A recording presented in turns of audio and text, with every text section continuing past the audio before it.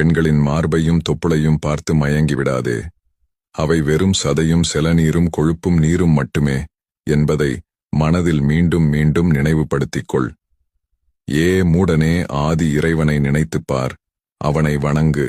மரண காலம் வரும்போது உன்னுடைய பதவி பட்டம், நீ கற்ற கல்வி, பேசிய பெருமை, இலக்கண புலமை உன்னை காப்பாற்றாது.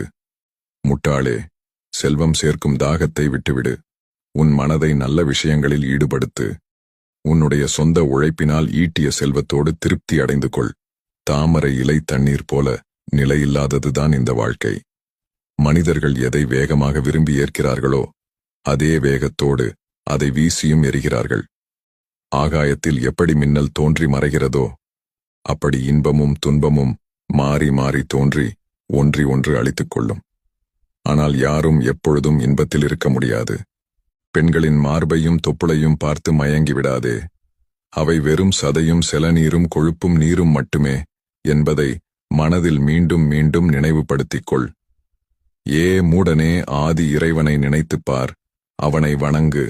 மரண காலம் வரும்போது உன்னுடைய பதவி பட்டம், நீ கற்ற கல்வி, பேசிய பெருமை, இலக்கண புலமை உன்னை காப்பாற்றாது. முட்டாளே, செல்வம் சேர்க்கும் தாகத்தை விட்டுவிடு. உன் மனதை நல்ல விஷயங்களில் ஈடுபடுத்து. உன்னுடைய சொந்த உழைப்பினால் ஈட்டிய செல்வத்தோடு திருப்தி அடைந்து கொள்.